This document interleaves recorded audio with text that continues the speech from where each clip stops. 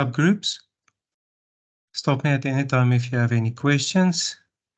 Without any further ado,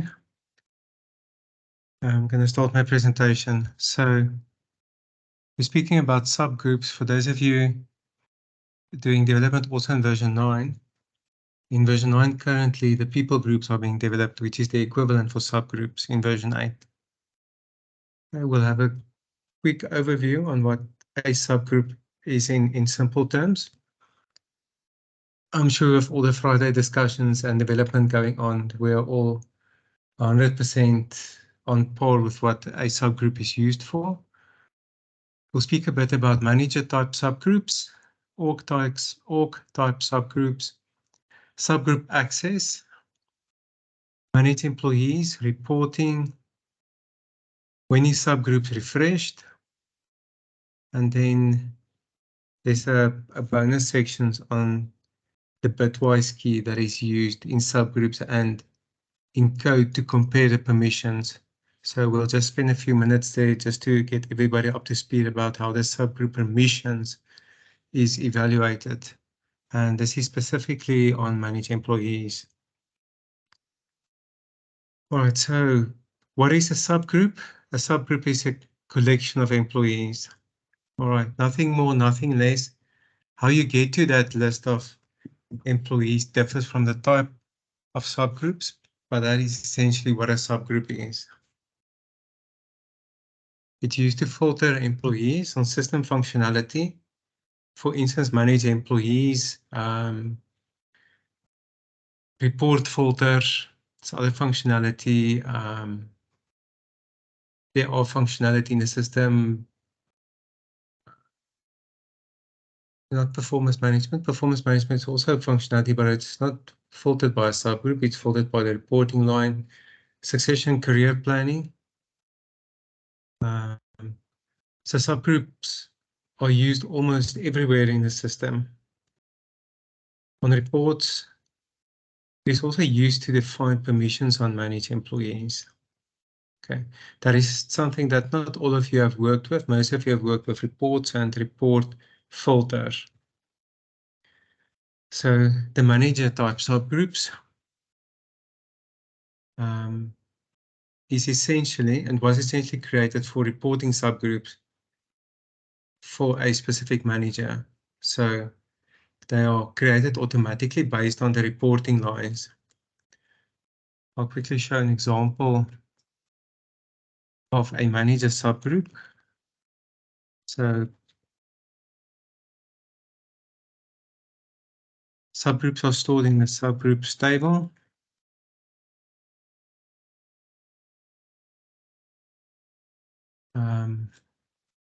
So some of the earlier tables in the system were not created with table prefixes, with module prefixes. So subgroups was one of those tables that does not have a prefix. Tables with prefixes, an example is PRS employees. PRS is the personnel module, and employees is the entity inside the personnel module.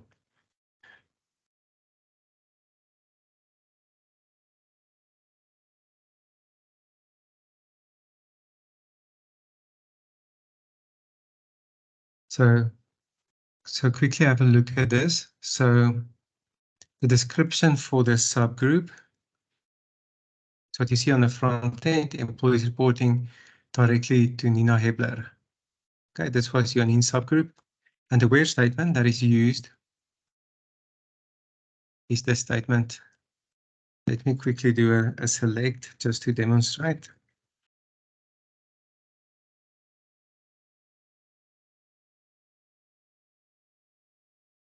All right, let me just copy this to a new tab.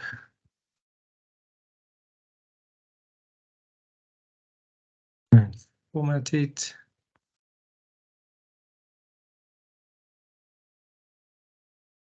All right, I must just remember my where.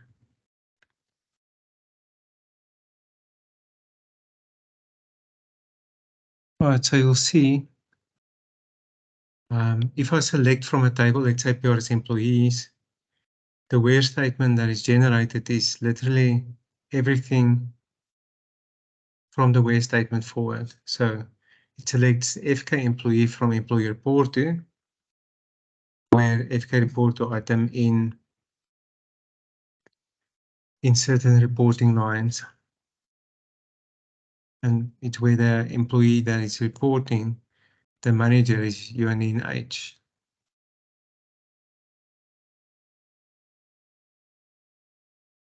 Let me do this. I think it should work just like that. So that is all employees reporting to Yuanin H, all 176 of them. Okay, that's a where statement. There's a SQL display field as well, which in this case is exactly the same as the where statement. This is the SQL display statement is for the manual subgroup creation.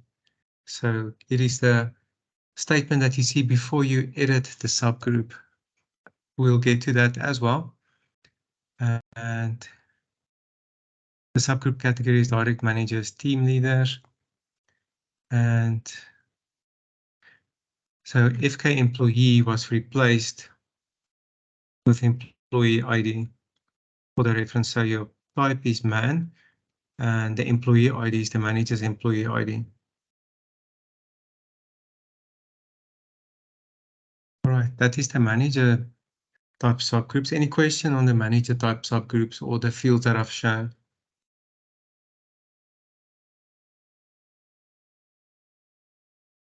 Okay, great.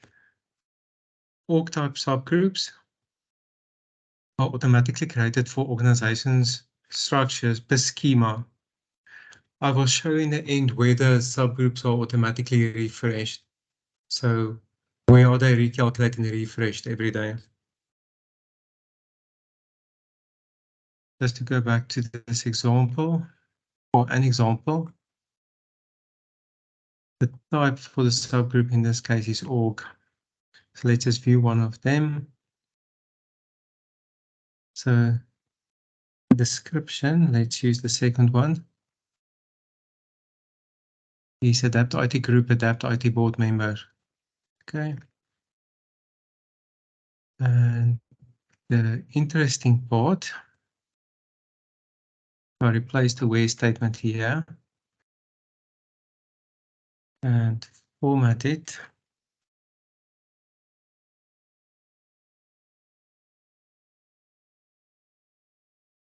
You will see that the where statement says the business unit is the adapt IT group and the org entity is adapt IT board members. So what does this in essence mean? Is that the org subgroup contains all employees appointed directly within the lowest org node in the subgroup, which in this case is the adapt IT board member, and all employees below. So if I do a select here,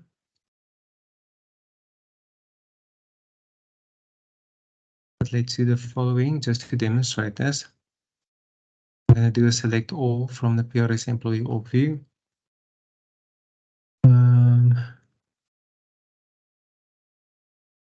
Yeah, let's just do that. Is that correct? Yeah, yeah, I think so. So if you look at the select, then it returns all employee in the adapt IT board members group, but below this board members entity, there's still divisions and region departments. So it includes everybody in the org as well as the orgs below.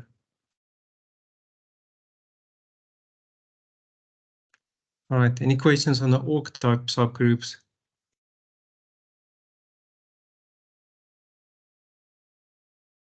Okay, great, moving on then.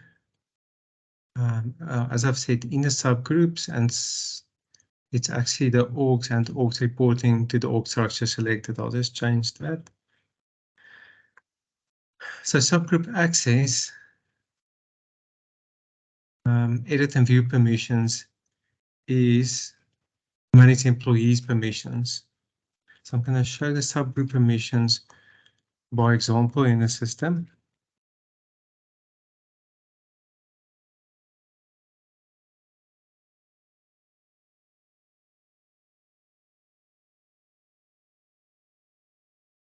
If I go to manage users, select any user.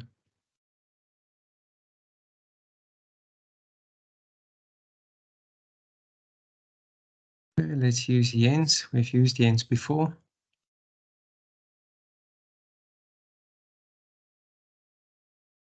Okay, Jens is sorry. Okay.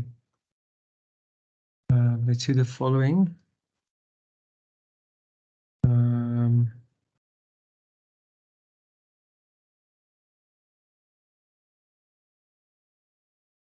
Quickly log on and just show with regards. I'm not going to add any permissions, just show by example where the permissions are set.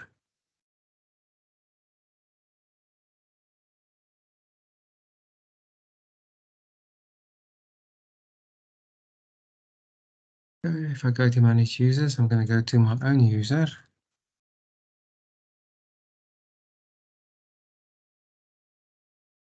Under subgroup access. All right, so let me go into subgroup, which is my preferred subgroup from our last session. I'm going to duplicate this tab. I want to show you in manage employees.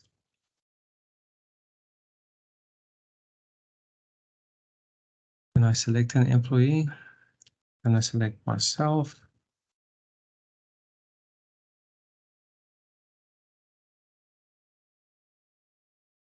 So here are your subgroup permissions. So if you have access to employee records, you just uncheck that and check it again. So you can set view and edit permissions on the manage employees menu items.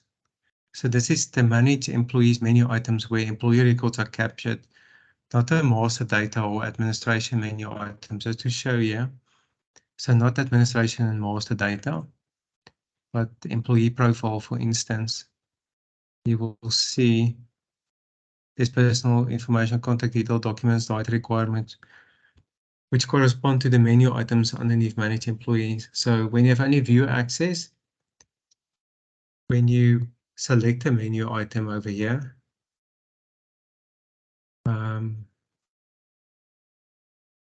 then there will be a label displaying on top of the page that says read only. Let me maybe do one of them as an example.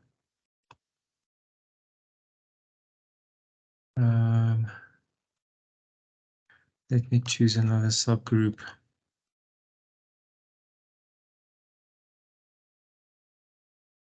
All right, let me select one of the org subgroups for the GVK CRZAMA, which is a top node subgroup in GVK's org.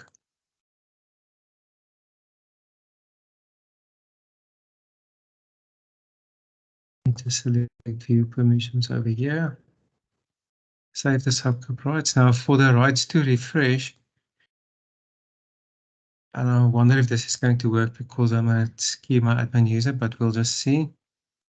So here's my subgroup access GVK CRZAMA. I'm going to activate it. For the rights to refresh, once you've changed the subgroup rights, the user has to reactivate the subgroup. I think because I'm an admin user, it's not going to work the way I expect it to work. Because my user has admin rights now. On this page on top, it's now just supposed to show read only, but I'm an admin user. Because I'm an admin user, I'm still able to edit this employee.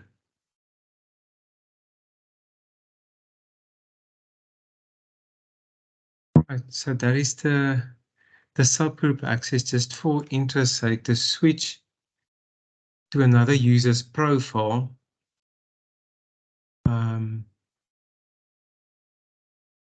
is actually available. I think you have to switch it on.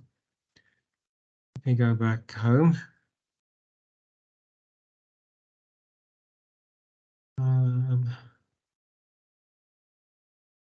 So the switch has to be activated on the schema. If I remember correctly, the switch user functionality is over here, where you are then allowed to switch to and log in as a different user. Right, I'm not going to switch on the switch user, but that is what the switch user is for.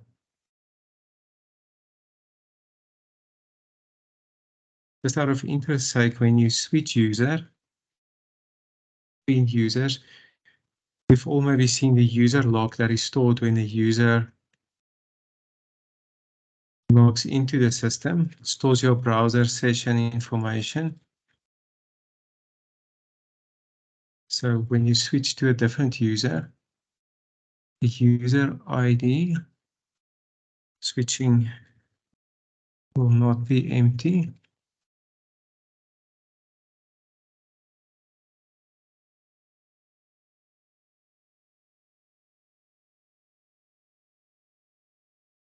So let me just show the field. So when you switch to a different user, the user ID that your user is logging into. So let's say I'm Theuns Pretorius, I'm switching to J Swart. Then the user ID switching will show Theuns Pretorius, and the user ID will show J Swart.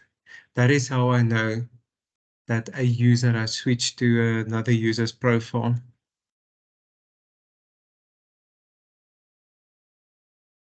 All right, any questions on the subgroup access?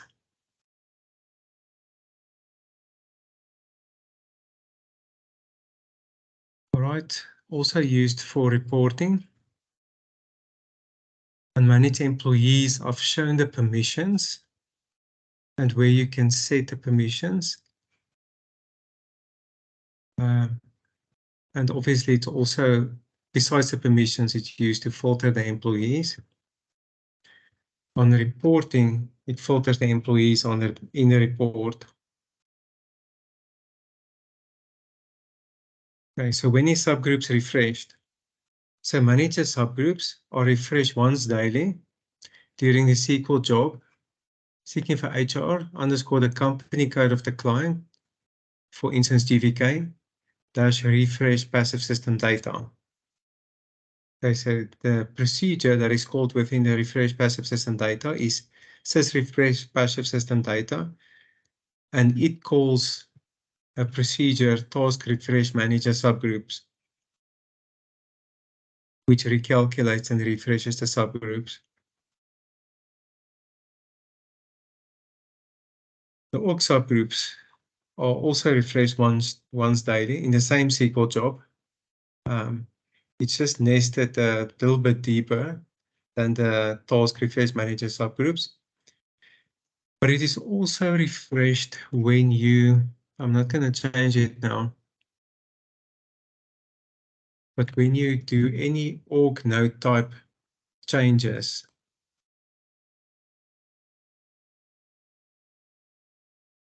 when you do any org node type changes, it has to change because the org structure changes, and in other words, the org flat structure changes.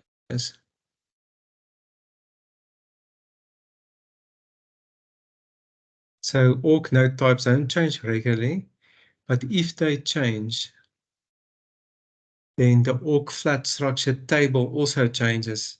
Those of you who know the org flat structure, some of the column names are exactly the names of these org node types.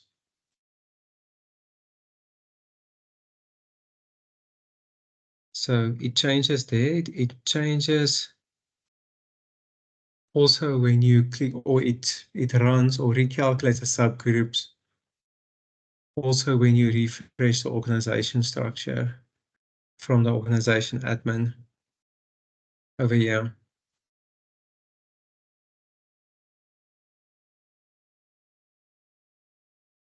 Okay, so sys passive refresh system data calls or create flat structure control, which refreshes the org flat structure, which calls org create flat structure root, and in turn calls org create update subgroups from flat structure.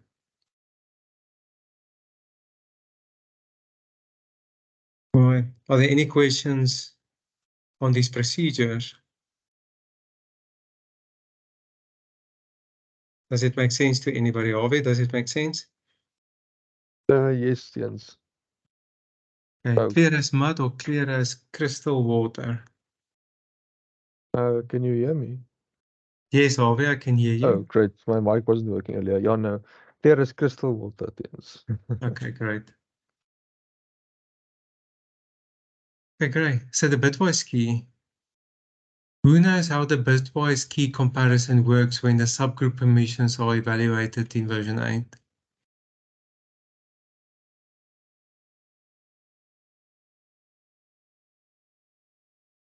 All right. I also forget sometimes how it works, but then I just have to remind myself again. So what you'll see over here. So here is a procedure that selects the personal permission session variables value. Okay. So let me start from the session. I'll show you right from the session forward. Let me reload my solution.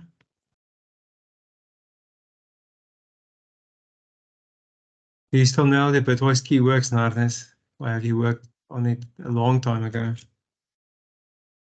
Many moons back, yeah. Yeah.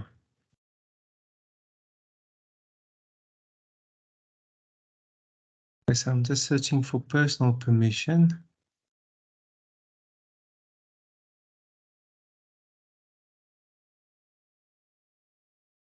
All right, so when a user logs in, I'm going to take this as an example.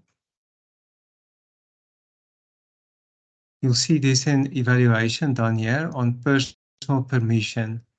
So it does a bitwise comparison with the personal permission session variable, and it does a bitwise comparison to see if it's 1, to see if the first bit in this permission has been set. All right, so let's do the following. Each of these rows represents a bit in the personal permission session variable. So there's 1, 2, 3, 4, 5, 6, 7, 8, 9, 10, 12, 13, 14, 15, 16, 17, 18, 19, 20, 1, 2, 3, 4, 5, 6, 7, 8, 9. Okay, so there's 31. All right, so when we do the following,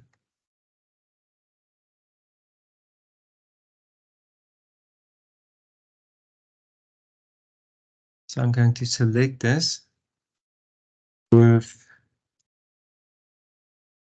the Signify username. Okay, so if we look at that, take that number, then it's actually, it's a set of bits that are selected. Okay, so for those of you who've done bitwise comparison, so the first column is 2 to the power of 0, which is, this is the first column. It is 0 indexed.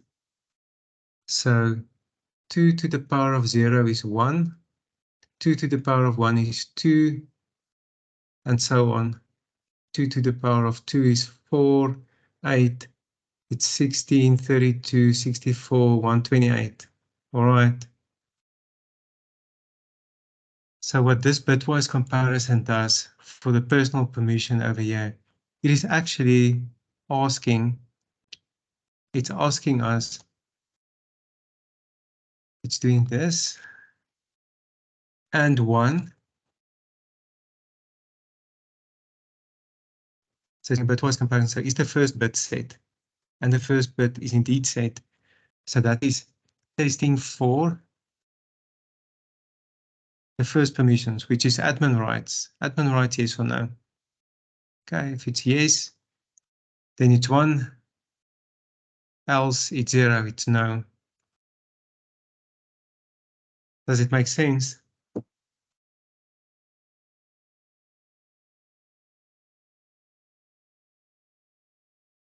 Okay, let me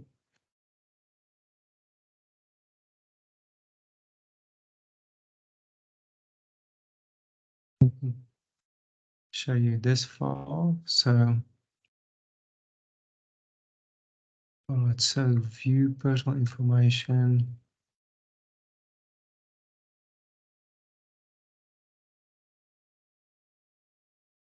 Okay.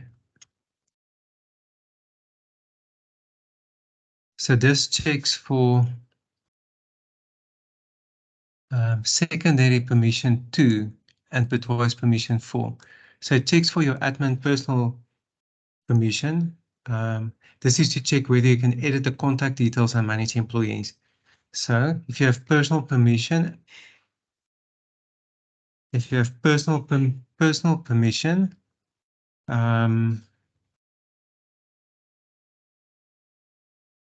okay, just hold on.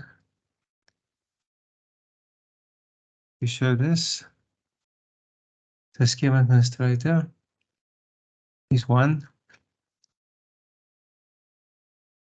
So personal permission, bitwise comparison, if it's 1, then you have admin permission.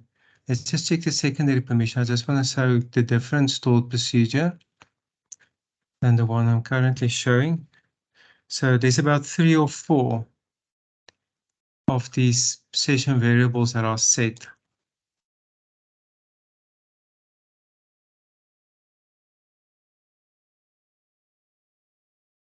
Okay, this is secondary permission 2.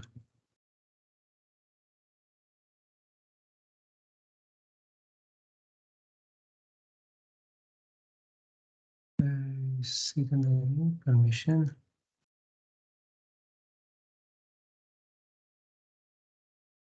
All right, let me just get a procedure that selects that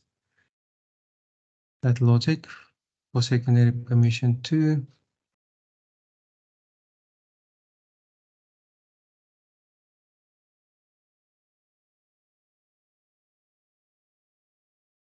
Secondary permission 2.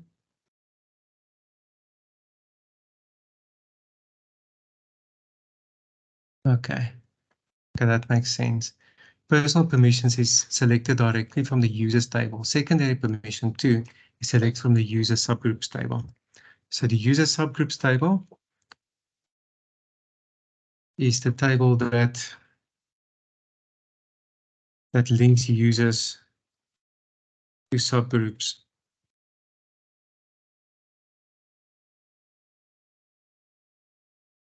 All right, there's the username, and on the right-hand side are all the permissions.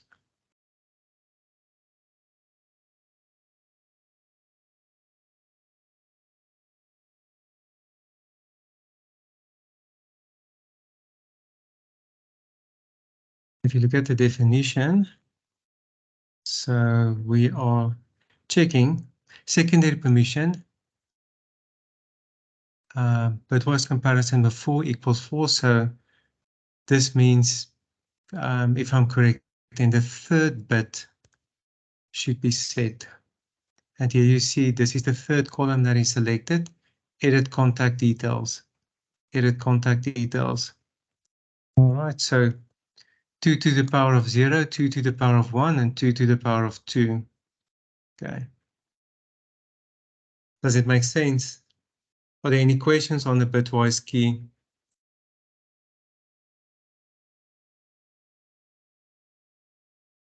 No questions. Rian has one. Theuns, Yes, Rian. Sorry, I just want to verify with the bitwise operator, do you start calculating the number from the left or the right? There's ones and the zeros. From the left. From the left, okay. Yeah, from the left. So if you look at this select, for instance, so we say the left in code, this number that is generated is converted to a logical, let's call it a logical number when it's selected. So let's do this.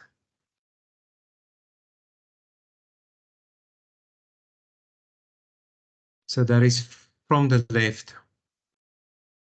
You okay, can no, actually, sorry, you can actually check where it is selected from when the user logs in, it is selected from the database and stored in the session. So at that point, this is actually converted to a bitwise number or bitwise key and stored in the session. Yeah, so it's from left to right. Okay, sorry. Yeah, I just wanted to make sure because I remember it wrong. Then okay, no, it's cool. Thanks. All right. Any other questions on the bitwise key?